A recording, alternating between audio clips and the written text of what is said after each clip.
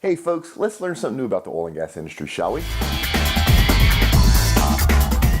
All right, today's show, we're gonna actually show you what we do. We get asked this question a lot, so instead of telling you, thought we'd show you both the process and an actual example with the client. So enjoy. All right, we're going to show you using a real client the actual process that we use to help people sell to the oil and gas industry.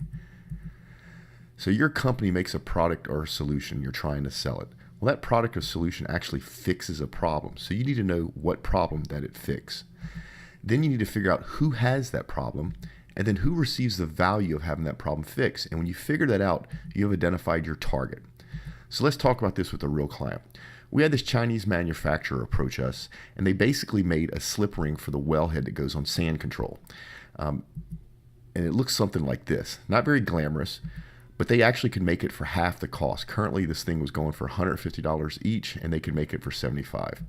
So they did the one thing that I hate to see companies do, but I see it on a weekly basis, is they come to Texas, they open an office, they hire an oil and gas salesperson, and they think they know what they're doing, right?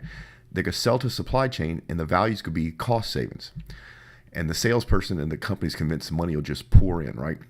Well, 1 year later, they have not sold a damn thing, and everybody's pretty upset. So they find us.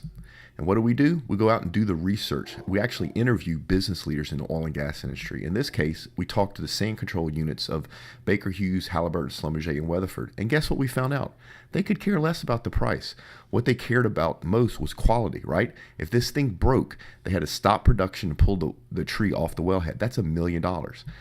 So we put a strategy plan together based upon this research, and come to find out their target was not supply chain, it's actually the operations manager, right? The guy that had multiple sites under him that they had to make sure he hit his production numbers. And the value was not cost savings, it's actually quality. So the results, they've now increased their price from $150, and remember they wanted to sell it for $75 to $400. They have 100% of Weatherford's business, and they have people waiting to do business with them. So let's look at what they thought before. Before, they thought their value was the 50% cost savings, and they thought their target was supply chain, and the value was that they were the low price leader. They were completely wrong. After we did our research, they were able to increase their price 274%.